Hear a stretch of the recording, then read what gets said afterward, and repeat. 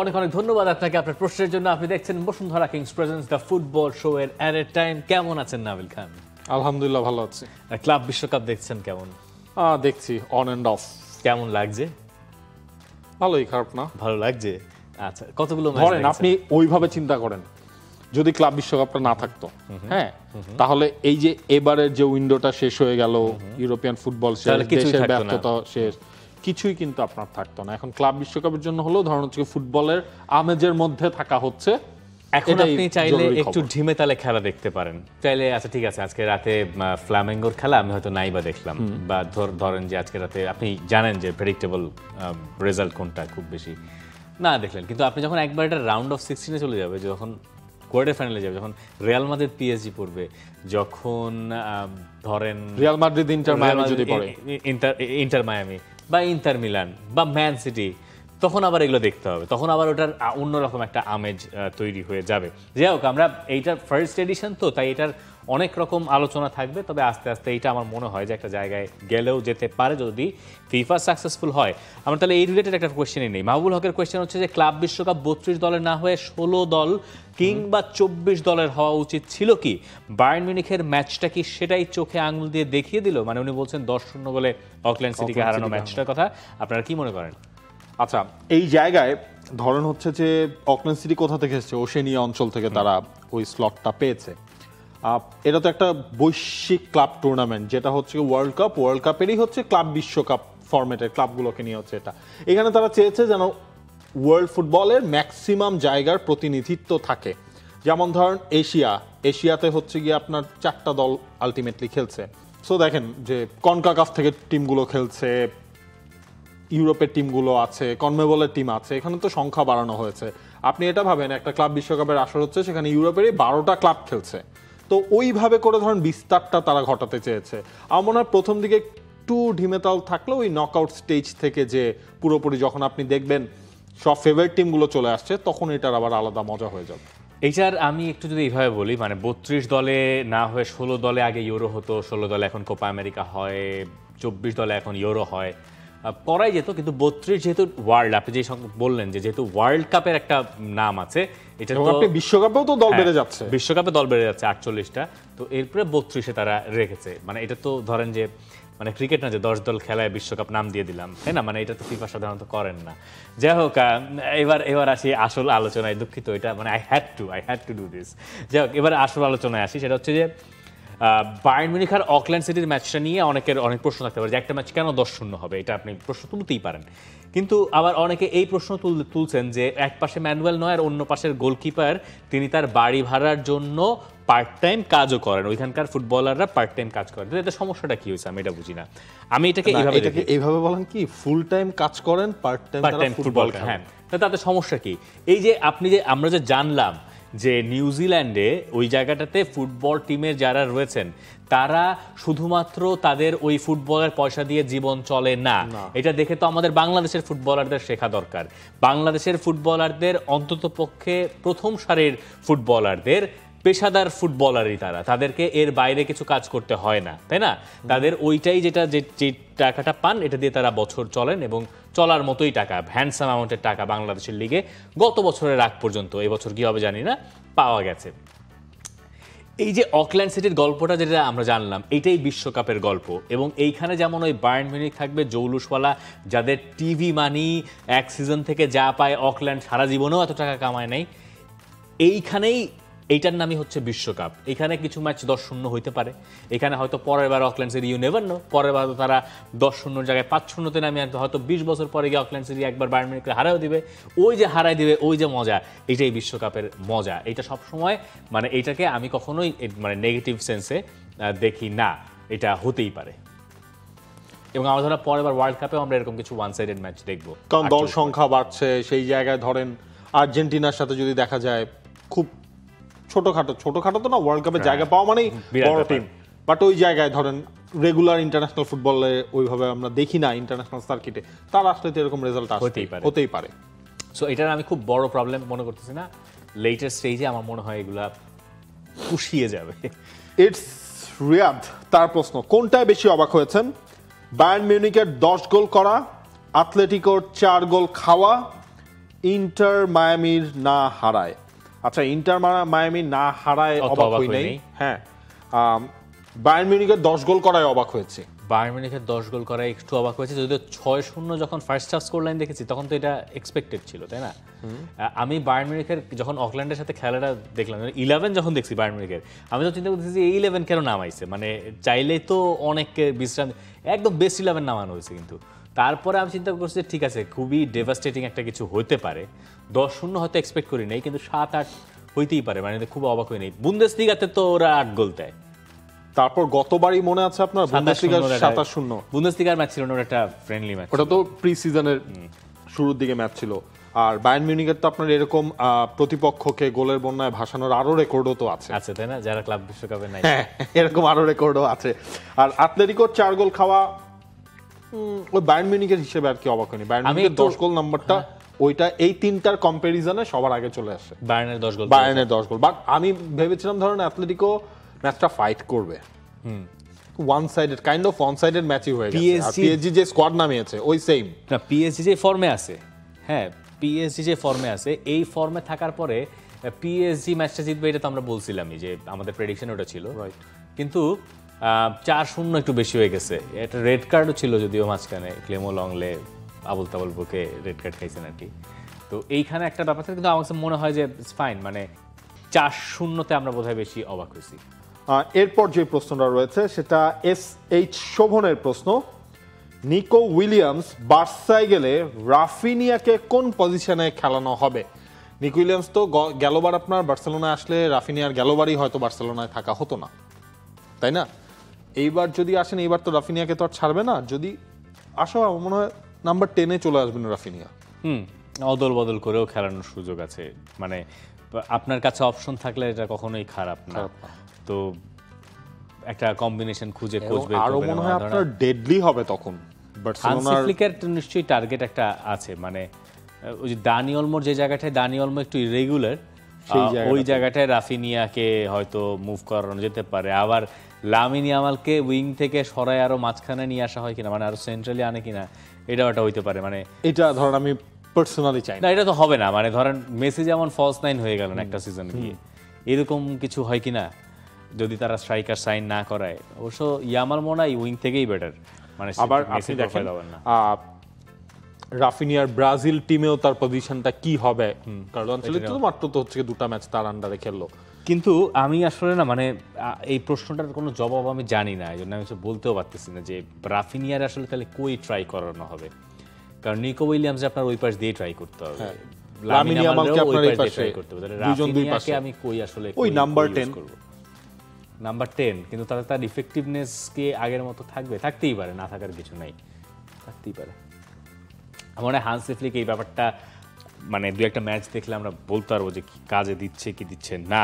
Barca match দেখতে গেলে তো একটু অপেক্ষা করতে হবে, কারণ যেহেতু তারা ক্লাব বিশ্বকাপে নাই। দুইবার খোটা দিয়েন না ভাই, দুইবার খোটা দিয়েন না, ঠিক আছে? মানে পরে বার্সার অনেক সমর্থক আছেন এখানে ভাই, আমরা মাঝে মধ্যে ফাইজলামি করি, কিছু মনে নিয়েন না, ঠিক আছে?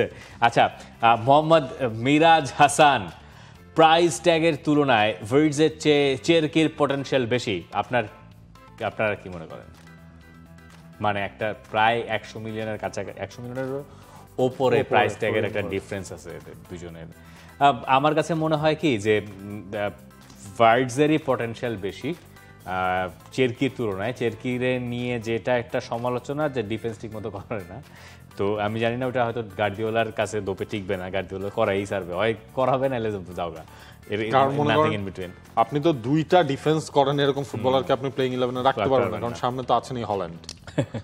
না, হল্যান্ডও কম করে না। যাই হোক, প্রাইস ট্যাগের তুলনায় ভার্টজ ঠিক আছে, চেরকিকে আমার কাছে মনে হয় কম্পারেটিভলি অনেক কম দামে পাইছে, কিন্তু ফ্লোরিয়ান ভার্টজের প্রোফাইলটা আপনার দেখতে হবে। Florian Wirtz is a proven player, সে বুন্দেসলিগা জিতছে, ব্রায়ান চেরকি জিতেন নাই, তার ডেবিউ হয়েছে কয়দিন আগে, ভার্টজের বয়স আরও কম, ভার্টজ জার্মান ন্যাশনাল টিমের regular member, Cherki is not. So এই সব কিছু মিলায়ে প্রাইস ট্যাগে একটা ডিফারেন্স আছে, কিন্তু চেরকিকে ওই যেই দামে পাওয়া গেছে এটা আমি একটু অবাকই হয়েছি, কিন্তু ডিফারেন্সটা একটু বেশি হয়ে গেছে, কিন্তু তারপর আমার কাছে মনে হয় না, ভার্টজের পটেনশিয়ালি বেশি। ট্রু। মিশকাতিজম অফ স্পোর্টস, না না না, যা বলার আপনি একেবারে বলে দিয়েছেন। ঠিক আছে। Mishkatism of sports. Do you think Xavi Alonso will play a 3-man backline at Real Madrid? I don't. If he does, who do you think will play in the wing back roles? I don't think যে তিনি 3-man backline খেলাবেন। যদিও আমি একটা Real মাদ্রিদের Xavi Alonso কেমন করতে পারেন এটা কন্টেন্ট 3-man ব্যাক দিয়ে দেখাইছি, কিন্তু আই ডোন্ট থিঙ্ক যে এটা লং রানে উনি সাস্টেইন করতে পারবেন লা লিগাতে। আমার মনে হয় যে অবশ্যই এটা একদমই মানে মনে হওয়া দিয়ে। আর দেখেন জাভি আলোনসো আসার পর রিয়াল মাদ্রিদে তো বেশ কিছু ট্রেনিং সেশন উনি পার করেছেন, এখন পর্যন্ত না কেউ ওই আন্দাজটাও করতে পারে নাই যে মানে এতটা ধরেন জিনিসটাকে আড়ালে রাখা হচ্ছে, বা জাভি আলোনসো স্টার্টিং লাইন আপটা কি হবে, 11 জনের মধ্যে কাকে কাকে তিনি সুযোগ দিচ্ছেন, কোনো কিছু স্প্যানিশ মিডিয়া এখন পর্যন্ত জানতে পারেন নাই।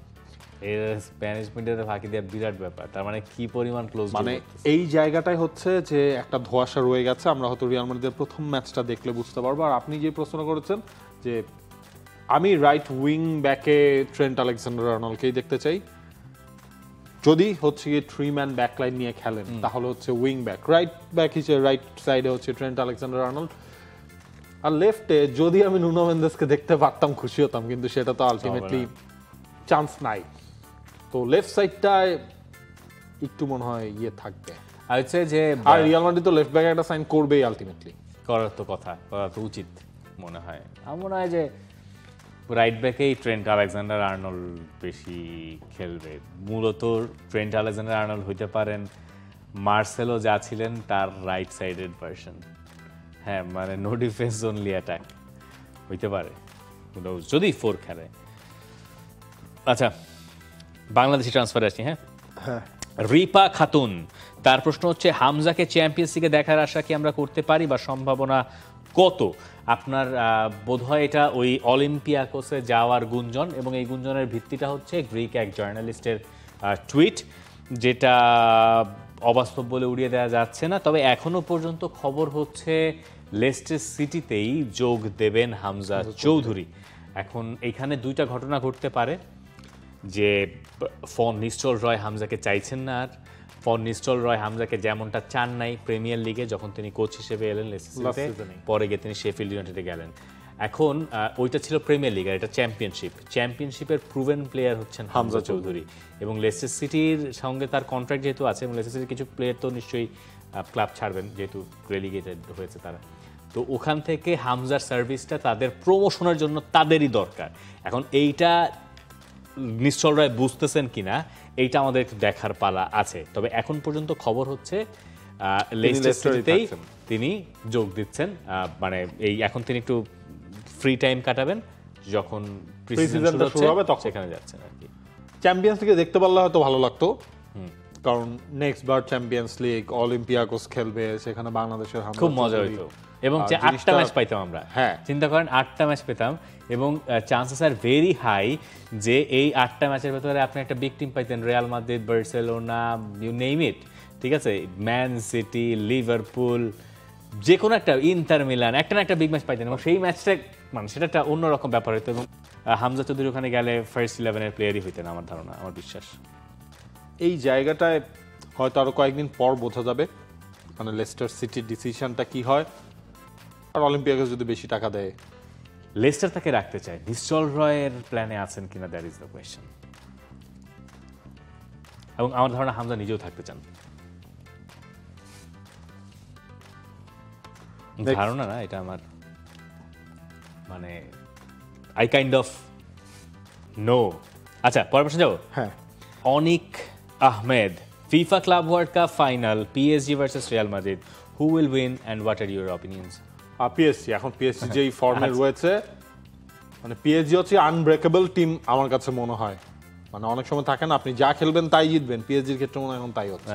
আমার কাছে এখন আজকের দিন পর্যন্ত পিএসজি মানে নট রিয়াল মাদ্রিদ, মানে এটা আপনার কাছে ফ্যাক্টস এবং জিনিসপত্র আছে। যাই, মিজানুর রহমান রাজু, তার প্রশ্ন স্টার্ট বেঞ্চ সেল, এখনের পারফরমেন্স সবকিছু হিসেব করবেন, ব্রাজিল, ইংল্যান্ড, ইতালি, কি করবো? স্টার্ট করবো, স্টার্ট করবেন, বেঞ্চ করবেন, সেল করবেন। দেখেন একটা জিনিস, 3টা দলেরই কিন্তু নতুন কোচ। ইংল্যান্ড হারছে সেই দিন, ব্রাজিল ইতালি ওয়ার্ল্ড কাপে আবার যাবে কিনা জানি না ব্রাজিল। আমি এনি ডে এই ইংল্যান্ডকে স্টার্ট করাবো টিমের মধ্যে ইয়ে হলে আমি ব্রাজিলকে দিয়ে স্টার্ট করাবো। এই রিসেন্ট ইয়া অনুযায়ী ইংল্যান্ডকে স্টার্ট করাবো, ব্রাজিলকে বেঞ্চ রাখবেন, সেল করবো, করবেন ইতালি ইতালিকে। sell করবো। কারণ ইতালিতে হচ্ছে আপনার একটা কোচও চেঞ্জ হলো, আর কোচ চেঞ্জ হওয়ার পর নতুন করে ইতালি কোন ফর্মে থাকে বা কিভাবে কি করে সেইটাই দেখা যাবে। আর ইংল্যান্ডকে নিয়ে সবসময় হচ্ছে ভালো কিছু মনে হয়, কিন্তু ওটা হয় না, কিন্তু তারা হয় খুব না। কাছাকাছি গেছে গত কয়েকবার। আমি তো আপনার ওই আঞ্চলতি আসার পর থেকে আমি বলছি আমার মনের মধ্যে একটা ভাইব কাজ করে ব্রাজিল 2026 বিশ্বকাপে আঞ্চলতির আন্ডারে অনেক ভালো করবে। সেটা করতেই পারে, করতেই সেটা তো আমিও সেই তত্ত্বে আমিও বিশ্বাসী, আমি অবিশ্বাসী না তো এই তত্ত্বে। তো ওই হিসাব করে আমি স্টার্ট করবো ব্রাজিলকে বলছে দিয়ে। তো আবার আজকে দিন পর্যন্ত 26-এর কথা তো বলে নাই। আজকে পর্যন্ত ধরেন আপনি লাস্ট ম্যাচের হিসাব করেন, ব্রাজিল তো জিতছে। হ্যাঁ, ব্রাজিল তো জিতছে কি? 1-0 গোলে একটা ম্যাচ জিতছে। জিতছে মাত্র। হ্যাঁ, 2টা ম্যাচ খেলছে, একটা ম্যাচ জিতছে। তো আমার কাছে আমি স্টার্ট করবো এটাই, ধীরে চলো নীতিতে আগাবো। হ্যাঁ, পাইছে একটা খালি প্রত্যেক ঠিক দিন আছে। ধীরে চলনে দিতে আগাইতেছে। আচ্ছা, এইখানে না আরেকজন কেউ একজন প্রশ্ন করছিলেন যে ইতালির কোচ হিসেবে গাত্তুসো আসার পরে রেফরিরা চাপে থাকবে কিনা। মানে গুড কোয়েশ্চেন। রেফরিরা চাপে, অপোনেন্ট কোচও চাপে থাকতে পারে, টিমের প্লেয়াররাও চাপে ওই দিন থাকবে। আপনার ওই যে ফেসবুকের রিল আছে না, ওই একটা কম্পাইলেশন ছিল, হ্যাঁ গাত্তুসো যা যা করছে এতদিন ডাগ আউটের মধ্যে। গাত্তুসো কি করার নাই, গাত্তুসোর একটা Reactive। আমি বলি গাত্তুসোর কোচ হিসেবে অনেক দিন পরে পড়লো কলমটা। যাই হোক, গাত্তুসো কোচ হিসেবে টিভি প্রোগ্রামে 2 এক্স ফুটবলার টিভি প্রোগ্রাম চলতেছে, এর মধ্যে সে ঢুকছে আর কি ম্যাচ শেষ করার পরে, ঝাইরা উদ্ধার করে দিছে। ঠিক আছে, মানে এটা অসম্ভব এটা করা, হ্যাঁ টিভিতে। সে বাকি দুজন তার সঙ্গে যে প্যানেলিস্ট ছিল নাই করে দিছে, নাই। হ্যাঁ, তারপরে মাঠে অপোনেন্টের কলার টলার, নিজের টিমের কলার ধরে টান দেয়, এগুলো তার কাছে কোনো ঘটনাই না। কিন্তু সে মানুষটা সবাই জানে এরকম, এই কারণে কেউ রিয়াক্ট করে না। প্লেইং ক্যারিয়ার থেকেই আসলে হ্যাঁ, গাত্তুসো এরকম জানে যে মাথা পাগলা। ঠিক আছে, প্রশ্ন। এইরকমই হইতে হয় সিডিএম হইলে। কোপায় ভালো হবে, হয় বল থাকবে না তুই থাকবে, কিছুই থাকবে না। আচ্ছা, পরের প্রশ্ন শেষ, আমার কাছে প্রায় শেষ না, শেষ না। সিয়াম আহমেদ, তার প্রশ্ন হচ্ছে সৌমিত সোমকে কি বাংলাদেশের ডি ব্রুইনা বলা যায়? কেননা তিনি সিঙ্গাপুরের ম্যাচে অসাধারণ কিছু পাস দিয়েছেন, তাই আমার মতে genius. He is a genius. বাংলাদেশের ফুটবল পার্সপেক্টিভে he is a genius, but তার প্লেয়িং পজিশন, যদি কিউবা মিচেল আসেন তাহলে তার প্লেয়িং পজিশন কি চেঞ্জ হবে? তাহলে কি আমরা তখন তাকে হামজার পাশাপাশি হামজার দেখতে পারি? পাশাপাশি দেখতে পারবো। ধরেন হচ্ছে যে হাভিয়ার কাবরেরা দায়িত্বে থাকছেন, তিনি তার এই ফরমেশনটাকে তিনি স্টে করালেন, তখন কিউবা মিচেল যখন অক্টোবর উইন্ডোতে চলে আসবেন, তখন কিউবা মিচেলকে আমরা নাম্বার 10 পজিশনে ধরে রাখতে পারি। মানে সমিত সোম যে জায়গাটায় খেলেছেন, হৃদয়ের জায়গাটায় হামজা চলে আসবেন, হামজা নিচে থাকবেন, সমিত সোম আরেকটু উপরে খেলবেন। বাংলাদেশে একটা ট্যাকটিক্যাল সুইচ করা যায় না? 4-4-2, ডেফিনেটলি করা যায়। 4-4-2, দুটো স্ট্রাইকার পাবে কই? একটাই নাই। না, তখন হচ্ছে আপনার ওই আবার ওই যে ওইটাই হবে যে রাকিবকে হচ্ছে গিয়ে সেকেন্ড স্ট্রাইকার ধরে ওই জিনিসটাই মাফ করে দেন আমারে, ঠিক আছে, আমার মাফ করে দেন। এরা স্ট্রাইকার, ওটা মানে আলামিনকে খেলাইলে ওই ম্যাচটার মানে আলামিন যে ডিস্টারবেন্সটা তৈরি করতে পারতেন, এটা মানে মিস করছি আমরা। এবং ওইটাই তো আমরা তো আসলে ম্যাচের পরও আমরা বলছিলাম যে রাকিব তার সাধারণ জায়গায় খেলতেন। কারণ আমি চিন্তা করি যে ভাই মাঝে মধ্যে যে একটা জিনিস ধরেন আমরা বুঝতেছি, সবাই বুঝতেছে, তাহলে কোচ তো আমাদের চেয়ে ভালোই বোঝেন, তাই না? মানে আমরা তো তার চেয়ে ভালো বুঝি না ফুটবল, তাহলে আসলে ঘাপলাটা কই হয়? আমি মাঝে মধ্যে নিজেকে মানে এই প্রশ্নটা করি, তাহলে উনার কাছে আসলে উনি আসলে কোন জিনিসটা এত ভালো বোঝেন যেটা আমরা আসলে ভাইবা কোন। আচ্ছা, একটা জিনিস আপনি চিন্তা করেন, হাভিয়ার কাবরেরা আসার পর তিনি কিন্তু স্ট্রাইকার দিয়ে ট্রাই করেছেন, হ্যাঁ, তারপরে হতাশ হয়েছে, তারপর হতাশ হয়ে তিনি ওই যে আপনার স্ট্রাইকার ছাড়া আমি ছাড়ছেন, খেলবো, হ্যাঁ। ওইটাই কিন্তু চলছে। তো এটা তো একটা ঘাউরামি টাইপ ব্যাপার না? এখন ধরেন কোচ তিনি যদি এইটা নিয়ে, তো তিনি এই যে দেখেন ইন্ডিয়া ম্যাচের রেজাল্ট ছিল একরকম, এই ম্যাচ যখন বাংলাদেশ হারলো, এগুলো নিয়ে কিন্তু কোশ্চেনটা রেজ হচ্ছে। এই টাইপের প্রশ্ন মোহাম্মদ ইদারুল ইসলাম, তার প্রশ্ন, দুজন বোর্ড পরিচালকের 2 দিনে 2টি ভিন্ন রকম মন্তব্য, কাবরেরাকে ঘিরে দেশের ফুটবল অঙ্গনে প্রকাশ্যে দ্বন্দ্ব শুরু হয়ে যাচ্ছে কিনা? আচ্ছা, আমরা বোধহয় টার্মটা ঠিক করি আগে, বোর্ড পরিচালক আমরা না বলি, দ্যাটস এ ক্রিকেটিং টার্ম। এটা হচ্ছে এক্সিকিউটিভ কমিটি মেম্বার, কার্যনির্বাহী মানে সদস্য। ফুটবলে ওয়ার্ল্ড ওয়াইড চলে এক্সকো, তাই না? এক্সকো মেম্বার, আমার মনে হয় এই টার্মটার সঙ্গে আমাদের ইউজ টু হওয়া দরকার আছে। দুটি ভিন্ন রকম মন্তব্য। প্রথম দিন হচ্ছে গিয়ে একজন চেয়েছেন এক্সিকিউটিভ কমিটি মেম্বার, একজন চেয়েছেন হাভিয়ার কাবরেরাকে স্যাক করা হোক। গতকালকে আমরা হচ্ছে দেখলাম আরও একজন এক্সকো মেম্বার, তিনি বলেছেন প্রথম দিন যিনি কথাটা বলেছিলেন শাখাওয়াত হোসেন ভূঁইয়া শাহীন, তার কথাটা হচ্ছে তার ব্যক্তিগত মতামত, ফাইন। গতকালকে যখন প্রশ্ন করা হলো তাহলে আপনার ব্যক্তিগত মতামতটা কি? হ্যাঁ, আমরা জানি যে একজন এক্সকো মেম্বার তিনি তার ব্যক্তিগত মতামত ধরেন হচ্ছে ওইভাবেও বলার মতো জায়গায় তিনি নাই। বোর্ডের থেকে একটা প্রেশার রয়েছে, বোর্ড মিনস বিএফএফ থেকে একটা প্রেশার রয়েছে। এরপরও তিনি যে বলেন কাবরেরার পারফরমেন্সে তিনি খুশি।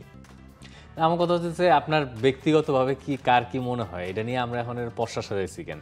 মানে যে কমিটি আছে তো কমিটির ব্যাপারটা ন্যাশনাল টিম ম্যানেজমেন্ট কমিটি তো বলছে যে তারা রিভিউ করবে না, কিন্তু সেই দিন যে ঘটনাটা ঘটছে ওই যে মিট দ্য প্রেসে, ওইখানে এত বড় একটা ঘটনা ঘটে যাওয়ার পরে এইটাকে খুব তাড়াতাড়ি এটাকে খোলাসা করা দরকার না?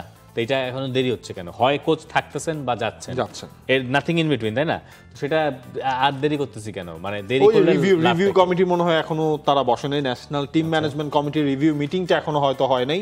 তো হওয়ার পর এর চেয়ে ইম্পর্টেন্ট এজেন্ডা এখন কি আছে বাংলাদেশের ফুটবলে? কিছুই নেই, এটাই তো ফার্স্ট প্রায়োরিটি হওয়া উচিত। তাহলে এইটা যদি ফার্স্ট প্রায়োরিটি, কারণ আপনি যদি হাভিয়ার কাবরেরাকে আপনি যদি ছেড়ে দেন তাহলে ছেড়ে দেন 45 দিনের বেতন দিয়ে। আজকে তো এক সপ্তাহ হলো ওই খেলার, শেষ খেলার, রাইট, গুড এনাফ টাইম তো।